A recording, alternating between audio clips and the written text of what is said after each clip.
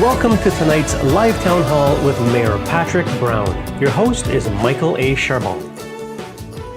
Good evening, Brampton, and welcome to Live Town Hall, live with Mayor Patrick Brown. You can get a hold of us at citystudios.ca/Brown, Mayor Brown, Ask Brown, /Ask Brown. Every last Tuesday of the month, we invite the Mayor of Brampton to join us and address some questions and the current issues which affect you, the people of Brampton. Let's bring him in, the Mayor of Brampton, Mayor Patrick Brown. Mayor Brown, welcome. How you doing? Good to be with you again, our monthly town hall.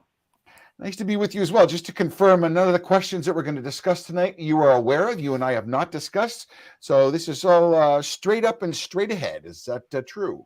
100%. And anyone can call in with whatever question they have. And, this is democracy where, we have a chance to answer questions directly for residents who I work for in the city of Brampton. Well, it's interesting you say that because there's a lot of politicians that always ask for the questions in advance because they want to prepare. They don't want to be caught off guard. And this is a perfect situation. You have no idea the questions that I'm going to ask or the questions that anybody who calls in is going to ask. So it makes it even that much more. Some politicians would call it dangerous. Others would call it true representation of the people who elected you. And that's what it's all about. Right off the top, we saw some pictures of flooding. Let's go to that for our first story. My understanding was that there was a front-end loader or something that got stuck and blocked large chunks of ice. And there are some poor residents of Brampton that are pumping water out from their basement onto the street. We saw the city coming to their aid, but it still looks pretty darn serious. Do you have an update for us, Mayor Brown? Yeah, it was a devastating situation. What we had is ice buildup that caused disruptions of the water flow when we had unseasonably warm temperatures last week, and it caused the Credit River to overflow. And the giant ice chunks all clogged up on a part of the Credit River where there's a 90-degree angle, and it created a sea of devastation. We had 6 feet of water surrounding a historic neighborhood in Brampton. We had 100 homes damaged.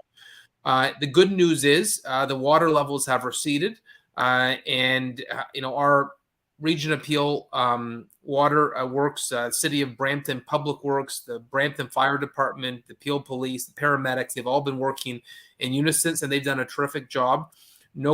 All the residents were safely evacuated. No first responders were hurt. No residents were hurt. And now we're getting people back in their homes. We've had 94 of the 100 homes that were affected are back in their own homes. We've got 6 homes that are remaining that don't have power. We're hoping to get them power.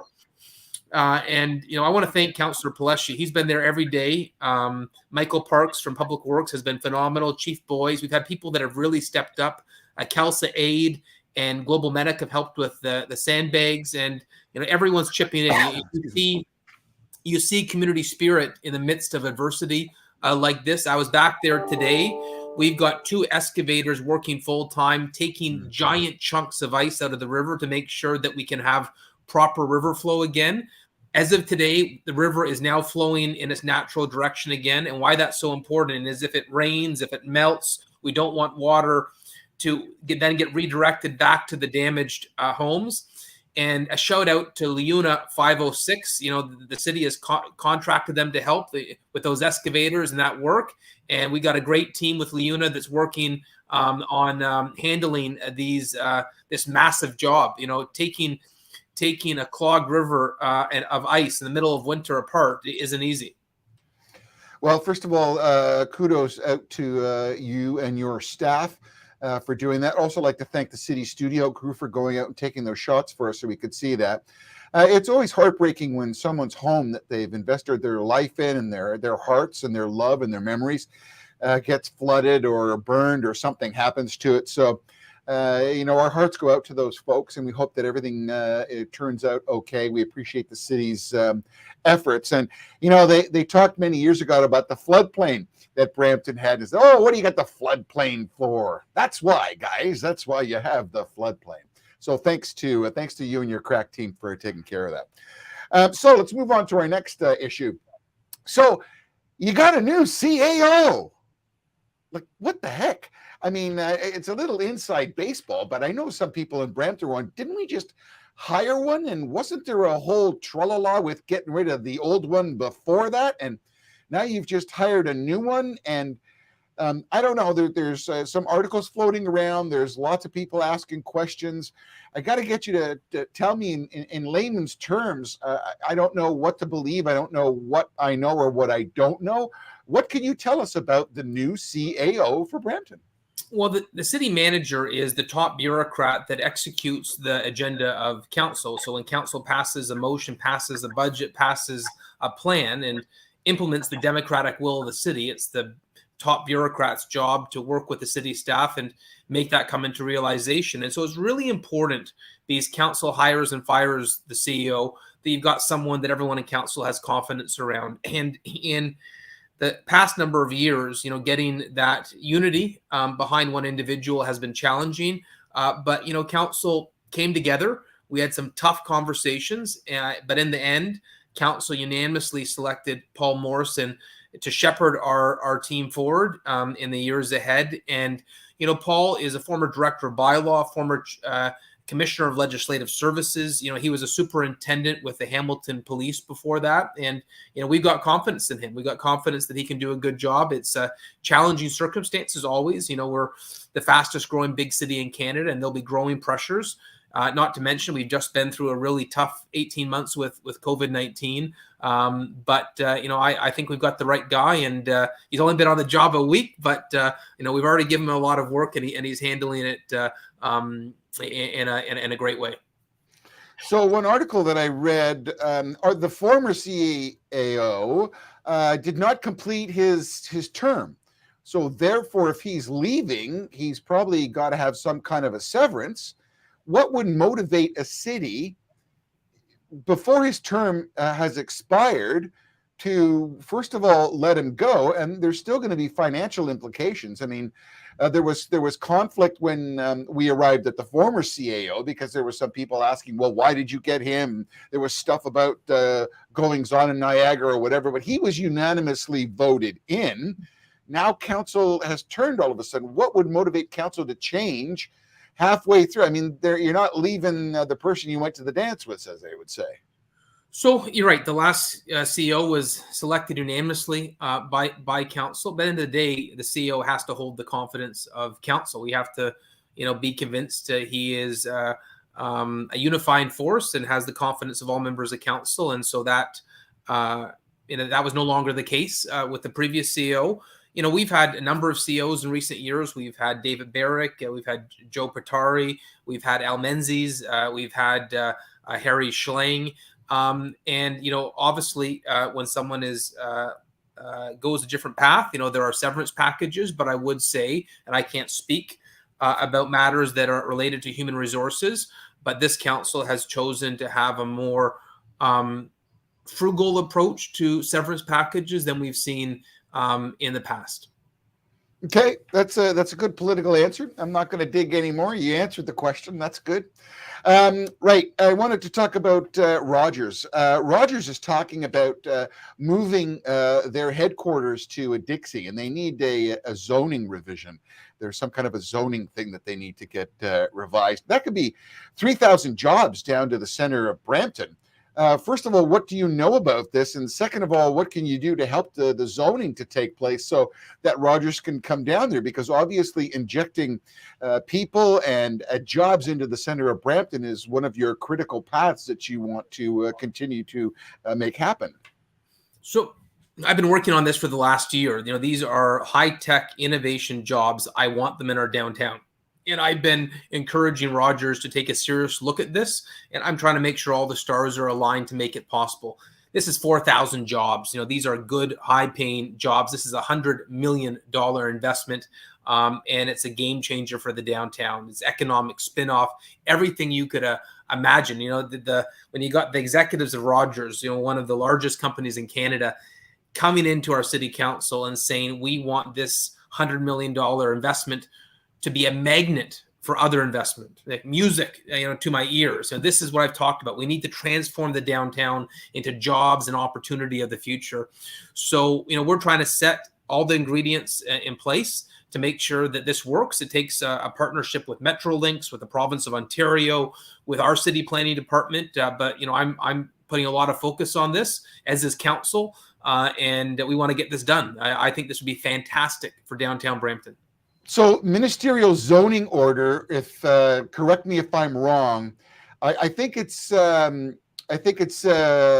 it's zoned for private and residential, and you have to make a change to be able to accommodate 3,000 jobs.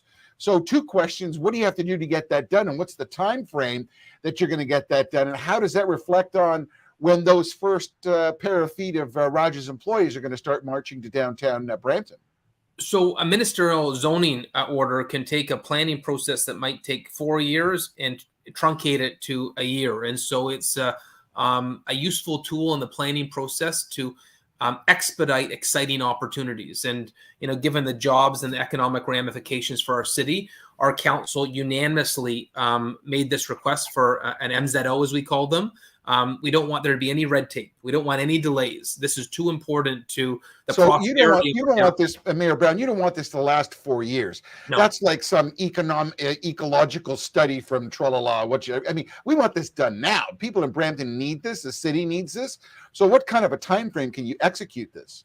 Well, if the MZO goes through, we could see the planning process truncated to a year.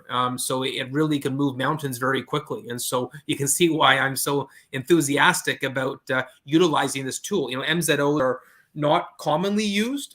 This new provincial government has been using them more often. And so we thought, given their acceptance of MZOs, this would be a perfect alignment of something that would be great for the city and something in line with the provincial aspirations as well. So with a municipal election coming up in October, this is something that you would put in play. Obviously, you're going to support this. This will be part of your platform continuing as the mayor. Would an incoming mayor in an unforeseen circumstance where another mayor was to take control of the city of Brampton, would that jeopardize the process and the forward motion of this taking place? Well, I'm hopeful that we'll get approved for the MZO before the end of March. And so the process will be launched, and we'll be well on our way to having these great jobs and this great investment, this $100 million investment in our downtown. And I have to say, regardless of who the council is or who the mayor is, I can't see anyone not wanting a $100 million investment in our downtown. I know you'd have to be living under a rock if you didn't see the incredible opportunity this presents for our city. Yeah, one of the comments was there are people who are living under a rock, so one has to be very careful, because when you disturb the rock, there's all kinds of problems. But and not in any way suggesting that you're not going to run or that you wouldn't be the mayor. But that's one of my other questions. I got another one for you here. I understand that what's it called? Guelph Humber. That's right. The Guelph Humber is also talking. And one of the hallmarks that you ran upon, as did many of your colleagues, was putting a university in downtown Brampton. There's many things that are ready for this to take place. Guelph Humber is talking about 5,000 students. So you look 5,000 students, you look 3,000 people from Rogers Plus. Let's say, give or take, you're looking at a potential injection in the next 2 years, or in 2 years, let us say, of 10,000 students and highly skilled technical jobs in the downtown core. You don't have enough subways there just to take care of people. How are you going to, first of all, deal with that? And second of all, what is the chances of Guelph Humber actually situating themselves downtown? So Guelph Humber does want to come. They're working on a 2026 timetable, but we got the med school that is now going to happen in Brampton, likely in the downtown as well. We got the new hospital, a $1 billion construction project. We've got 5 significant apartment and condo towers happening in the downtown. So there is, and we're talking about an incredible investment. Probably close to $2 billion in the downtown in the years to come, and we're going to change the downtown. This is something I've been committed to, and there's no easy solution where you rip the Band-Aid off. We're doing a transformative change to the downtown. I tell you why people matter, having people in the downtown. You want to see a restaurant or shop that's successful, you need density, you need people, you need activity. And a lot of our restaurants over the years have struggled. A lot of our stores have struggled in the downtown because there's not enough people in the downtown. And so by having this influx of density and people, it will create activity, and it means that these businesses in our downtown will be successful because these students, these tech workers, they're going to need a place to go have lunch or have dinner or shop on their free time. And so my advice, and I've had people speak to me disillusioned, worried about the downtown, and my response has been, any smart person will invest in downtown Brampton because you're going to see that investment pay off big time. Downtown Brampton is going to take off, and anyone who invests in the downtown, buy a home, raise your family, invest in a business, you invest in downtown Brampton, you're going to do very well. Yeah, I mean, all indications point that way. I would say you have a much better future runway in that prospect than we've ever seen for the city of Brampton. So that's an absolute truth. Last civic election, there was a contentious issue of the Brampton Rail Transit, the LRT, connecting to the GO station right behind City Hall. An absolute logical conclusion. They went to the Rose Theater. There was people who were talking. A lot of Bramptonians got really fed up with all the malarkey that was going back and forth with some politicians. Other politicians were supporting it. And here we are coming up to 2023 with the 2022 elections. No shovels in the ground. I mean, you go to Mississauga, you look on here, Ontario, they're tearing up the road all the way down from Lakeshore. Bonnie's making it work. And Brampton still can't get off their tuchus to get the thing going. So here we are approaching another civic election. I'm just kind of voicing some frustration that's expressed to me. If we're going to have 10,000 people in the downtown, you got to have some type of transportation. What's your comment on that? So I know there was disappointment when the last council couldn't reach consensus on where it would go and the route that it would go. Obviously, it's going to go until Steeles, and that construction in Brampton has already started. But I would say you can't go back in time. I wasn't part of the political process in Brampton when that decision was made. You can only look forward. And now we've got a council that has unanimously adopted a transit plan and an alignment for the LRT. We want to connect the LRT into the downtown. We've got a beautiful plan that unites the city, unites the downtown. And I'm actively lobbying the government of Canada and the province of Ontario for funding for this. I've had very productive meetings with the Intergovernmental Affairs Minister at the federal level, Dominic LeBlanc, and the Infrastructure Minister at the provincial level, Kinga Surma. So our federal MPs are helping lobby for this. Our provincial MPPs are helping us lobby for this. And I'm going to keep pushing this project. So a lot of people feel that the most logical route is to dig underneath, tunnel. You'll have an exit to go to City Hall. You'll have an exit to go to the GO train station. You won't disrupt Gage Park. You won't disrupt the beautiful homes in that lovely street with all the trees, because as soon as you tear up the business on the side, it's going to be terrible. It's going to look horrible. I don't care about bicycle lanes and all the rest of that. I don't care about buses. That street is so classic, the way that you drive into Brampton. It's so beautiful and pristine. It would be a shame to do anything to it. So obviously, the most pristine, logical solution on some people's part, I'm not saying it is the end all and be all, but for goodness sakes, you go straight there, you go underneath, and you go to the GO station. Now, there's been all kinds of people talking and blah, blah, blah. How are we going to get this, Mayor Brown, get this going and get people in line? So, Michael, that was the decision that council made. We felt that for the heritage area where you only have two lanes on Main Street, it would be impractical to have a surface route. We would need to be tunneled, and council made that wise choice. That was part of our motion, part of our master plan for transit. And, we are actively lobbying the province and the federal government to assume their share. They're not saying no. Both responses have been optimistic, and we're just going to keep our foot on the pedal and keep on pushing them towards a commitment to do their part on the LRT extension. So the last week on February 14th, I went to Ottawa. And I didn't go to Ottawa to speak to any politicians. I went to Ottawa for the Freedom Convoy. I spent almost 4 days there, 3.5 days. I was reporting for a major news network in the United States, Newsmax, to 120 million people, doing multiple hits every day live to people in America. I will tell you that Anybody who was from CTV, CBC, or Global was threatened. They had bodyguards with them. They had generally a 3 to 4 man crew. I didn't. I had a cameraman with me. I was asked who I was shooting for, and I told everybody we're shooting for Newsmax in the United States. We also saw a significant leadership change with the Conservatives. And the reality was that they were coming up against the Liberals and basically what Justin Trudeau was proposing with regards to the blockade. First of all, I want to get your reaction to the interim leader of the Conservatives. Aaron O'Toole was unsummarily tossed, which was almost embarrassing at that time, but they did that. I mean, you've been a Conservative. I mean, you led the Conservatives, a provincial party in Ontario. You're a very connected person. You've been a political savvy guy all your life. That's what you do.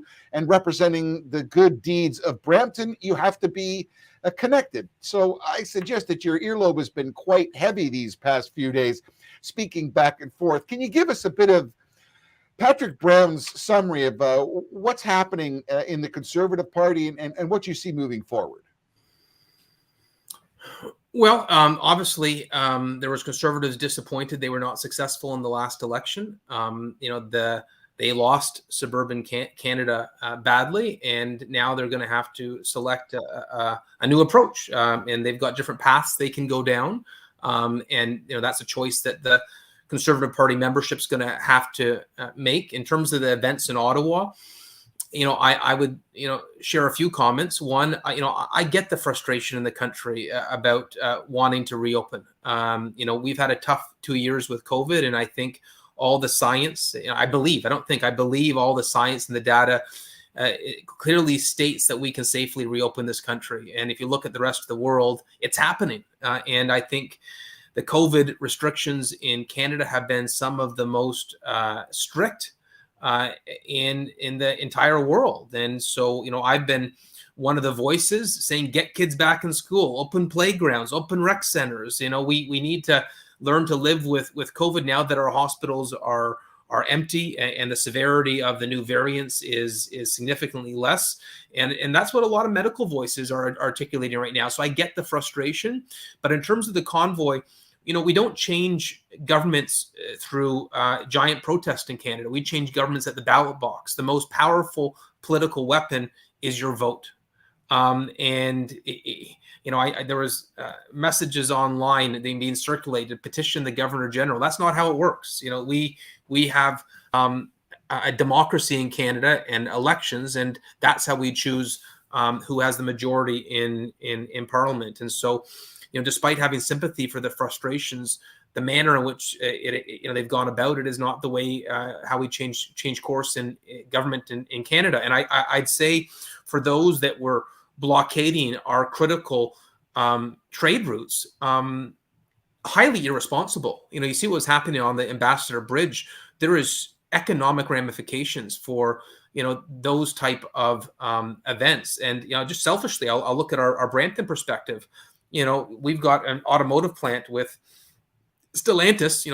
Many people know it as Chrysler, but we were on the verge of having significant disruption at that plant. We do need to have the ability to have a reliable supply chain, and when that supply chain gets disrupted, jobs are affected, people's lives are affected, and so I'm glad that the government quickly put out, and kudos to the provincial government and to the Windsor Police for handling that situation at the Ambassador Bridge. That was very worrisome.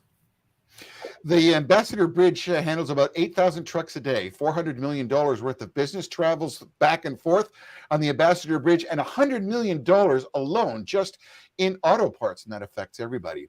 But interestingly, when I was in Ottawa, I'm privileged to be able to connect with several people. I read media, and they're the interim leader of the Conservatives. She cannot run for the leadership of the Conservative Party, and they're talking about these three heavy hitters that are the people that could potentially be the new leader. Pierre Pelageau, some look at him as being a radical.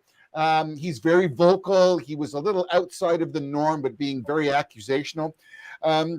Peter MacKay, who's been like the groundhog, he went back into his hole and hasn't said too much, because why would you let everybody else fight it out? And they talk about this third person. It's this guy who's the mayor of this city in Ontario, of Brampton. Your name has been right up there. Some people have said that not only your demeanor, but what you've done with Brampton puts you in a very good position to introduce yourself to the rest of Canada as a real contender.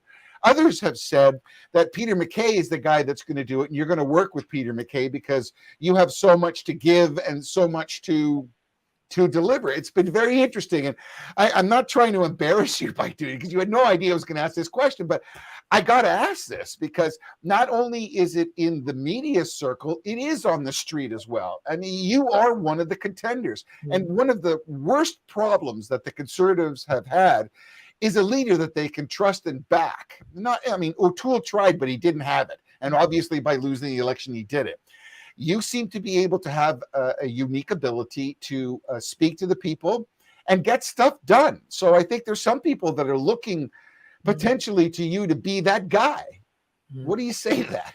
So I don't think it's a big surprise that I'm getting a lot of calls asking for me to look at this. MPs, senators, community leaders, labor leaders have reached out. And, let me say, first of all, that I'm very happy in Brampton. I love serving the residents of Brampton. It's been a true honor and privilege to shepherd the city over the last 4 years. I do take an interest in the health of the Conservative movement. I don't want to see the party make significant errors. I think it's in the best interest of Canada to have a competitive Conservative party. I think it's good for our democracy to have a Liberal Party and a Conservative Party and a Democratic Party that can challenge each other. I think that keeps democracy honest. And when the Conservatives mishandle issues or take themselves out of contention, I don't think that's good for Canada. For those that have called, I have said that there's no race right now. There's no timeline. There's no rules. So it'd be premature to even be weighing a decision on whether it would be appropriate to participate in such a discussion. But I would say I did give advice after the federal election loss in 2019. I wrote an op-ed in a number of papers giving advice to my former colleagues in the House of Commons because a lot of them I know. I spent 3 terms as a member of Parliament, and my advice was the best approach to follow is the approach of Bill Davis. There are some in the Conservative movement that will want to replicate the approach of a Donald Trump or a Southern Republican. And I really believe the best balance of conservatism in Canada is that Bill Davis approach. Bill Davis understood that we took care of the less fortunate. We built a prosperous economy. He was pragmatic. Education. He worked with everyone. He built a big tent, and I look back at his time in Ontario as a glorious time of progress for our province, a legacy of accomplishment. And I think anyone that is looking at the Conservative Party today should look to statesmen like him and say, how can we learn from their decency? How can we learn? Well, I just got to say, there are 2 people that should be very proud. First is the people of Brampton, that there was overwhelming support and great media accolades for what you've accomplished in Brampton and what you did in the Conservative Party. And I think you should be proud of yourself too, because it's also very, it's a wonderful feeling when people come to you to ask and when they talk to you about something of such significance. So I think the people of Brampton are very lucky to have you as a mayor. One thing that just before I put a bow on this Freedom Convoy business, there were 200 people who were arrested. There were 400 charges laid. There were 206 individual bank accounts that were suspended. 26 people lost their license. There was where someone who had donated $40. I talked to someone, a personal friend of mine, a retailer who I deal with on a regular basis here. Once they knew that I had been back and they knew that I were in Ottawa, informed me of the fact that they had given $40 after February, I think it was 14th. Their bank contacted them and commented that they had made realization that they had made a contribution. And then the city of Ottawa, Kathleen Freeland, the deputy prime minister, also said that cell phone video, camera video, license data, etc., are all going to be cross-referenced with respect to identifying people, potentially laying charges or financial repercussions when they didn't interact with the police. How do you sit with that?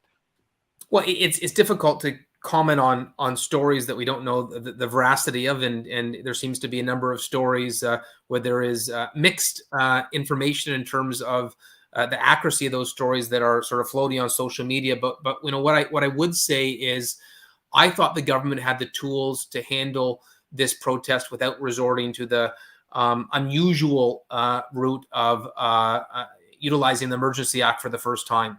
I look how the provincial government and the Windsor Police handled the crisis at the Ambassador Bridge. They did so without an Emergency Act. I look what happened in Toronto when there was going to be a truckers' convoy there, and the Toronto Police managed to divert it even before it started. And so I thought they had the tools to handle Quebec this. City as well. Yeah, I thought they had the tools to handle this without such extreme measures. I just don't see why it was needed, why freezing bank accounts and some of the more extreme measures were merited. I really felt they had the tools to handle this without.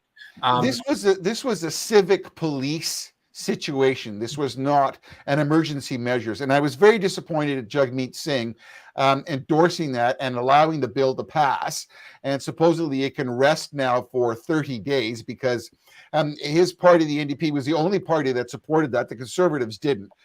So I hope that Justin Trudeau will have the foresight to be able to rescind that because I think it looks bad on us.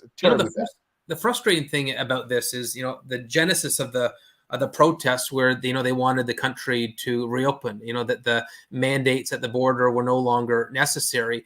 And all the data is showing that they're right. We can end those mandates, we can reopen the country. And I feel just because the government doesn't want to appear to have relented to the convoy, even though the data is suggesting it is appropriate to do so now, I feel stubbornly the natural reopening of the country is being delayed for political spin. And it is time. It is time to move on, right? Don't talk to the Premier of Saskatchewan, Alberta, Manitoba, Quebec, New Brunswick, and 16 senators in the United States who all say this is ridiculous. Okay, I appreciate you to allow me to go on that little tangent. It's not as Brampton specific, but I think it still has a perspective. We have some questions that we want to include. First of all, Dershan. Thank you, Dershan, for your question. He says, why was the previous CIO hired in the first place, given his background in Niagara? Well, we've heard this question before, but I'll let you answer it yet once again. Yeah, so when council hired the previous CEO, that report that had come out afterwards, I don't think he was named, but there were some people suggesting that that one of the individuals who was referenced in the Ombuds report might have been the CEO. But that report was not released when he was hired. It came afterwards, and obviously, he still insists that the unnamed person in that report is not him, and that's not for us to get involved in. And he has his obviously rights to express his opinion about what happened in Niagara, and they have a very divided. They had a very divided council on that matter. From our perspective, we just want to move on. We got a great new CEO in Paul Morrison, and we want to move on in a united fashion and focus on getting results for our residents. Yeah, unfortunately, I find it disappointing that we have to focus on minutia like that. This is the third time that we're dealing with this topic of a CAO. It becomes annoying from the people of Brampton, and it becomes further annoying when they realize the amount of money that's being paid to exit these executives and hire someone else. And today when the dollar is dear, those things are a contentious issue. Next question. We're always talking about speeding. We're talking about traffic and people getting killed. It says, Darren D'Souza says, I've seen a lot of speed camera coming soon signs in my neighborhood, yet these signs have been far more than a year old. Still no speed cameras. What's causing the delay? And obviously, when are they going to be installed? So we are putting a lot of speed cameras in. Sometimes you can't see them, but I know because we're, obviously we're changing behaviors in the areas where Have you there's. got a ticket, Mayor Brown? Is that what you're admitting to me? Believe it or not, my wife got a ticket, and then she You're said a to me, good man, to be honest. she said to me, she's like, "Look, I got a ticket because you put these speed cameras in our Already, city." Mayor.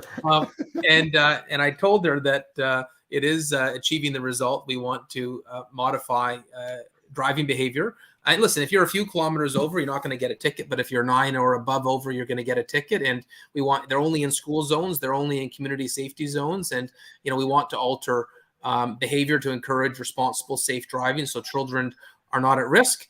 We've already installed a bunch of them around the city, and we're going to install more. And Darren, so I suspect you're not going to dispute the ticket. Am I confident saying you're not going to dispute the ticket? No. Okay, that's good. One more question. Let's have a look. There's one more. Oh, it's my question. Okay, well, I got to ask the obvious question. I haven't asked it throughout the whole thing. This whole conversation, we haven't asked it. October 6th, Mayor Brown. You know what that is, right? Isn't that the municipal election day? Is it October 6th? I think so. It is. I thought it was a mid-October or late October. Okay, I'll give you that, but it's October. I mean, in a very short period of time, all the little elves in city council are going to start going out and starting ringing Christmas bells, saying, "Hey, look at me." There's going to, sorry, when is it? I think it's sometime in mid-October. October 24th. So you were correct. Obviously you can't answer that question now, but in motorsport racing, they call it silly season. It's about 3 months before the race cars go on the track and get plastered with sponsor stickers. We're going to see some people who are going to want to run. We're going to see some money that's going to come back in that we're supporting some people who aren't in politics anymore and might want to run. Do you think this is going to be a messy election? Because there's a bunch of things that are in the waiting here, and I don't know. I mean, the last one was not messy. You won pretty handily, and you unseated an incumbent, so that was quite something. This is going to be an interesting one because there are some suggestions that there are some dark horses who have left the barn for a little while and may come back to the stable to challenge you. How does all that sit? So, I don't think it's going to be a messy election. I think democracy is a beautiful thing, and to have people challenge their ideas and their perspectives, it's good. I think elections in Brampton are always vibrant. And I think it's healthy for our democracy when there's engaged elections. In terms of people running for councillor or mayor, I encourage them to participate. I think we're so lucky in Canada. We have a democracy where there are no barriers to participation. There are many areas in the world where we don't have that fundamental right. And my approach to public service has always been, getting elected the first time is the biggest challenge. But if you do your job, if you keep your promises, then re-election happens naturally. And, people are smart. Never underestimate how sophisticated voters are. They know who works hard. They know who keeps their word. And if you do that and you're decent and thoughtful and honest and accountable, everything tends to work out. 8:39. Last comment. Anything you want to pitch, push, or promote? Shameless. Go for it. Okay, well, we just finished our backyard rink contest, and we finished highlighting all our Brampton winter amenities. And I want to thank everyone for getting involved. I had Wendell Clark and Doug Gilmore tour backyards all around the city with me just a few weeks ago, and we had a blast. I don't think the weather over the last week is very good for our backyard rinks, but I loved how involved the community was. And boy, did we have some amazing amenities in Brampton. And so I know it's been a tough year with the winter lockdown, but I was really proud of how Bramptonians made the most of it. And thank you for continuing to be so involved in our community. And, that's one of Brampton's strengths is that people love our city and they participate. The Mayor of Brampton, they say the job never ends, sitting here talking to us at 8:45 on the last Tuesday. You can catch Mayor Brown on the last Tuesday of every month, joining us in our program here. Live Town Hall on citystudio.ca/Ask Brown. Thanks, Mayor Brown, for joining us, and thank you for watching. My name is Michael Charbon on behalf of our crew here, and Don McLeod, our executive producer of City Studio. We'd like to thank you for tuning in. Hope you'll leave a question, and look forward to seeing you at the end of next month for another version of Ask Brown. Have a nice evening. Take care.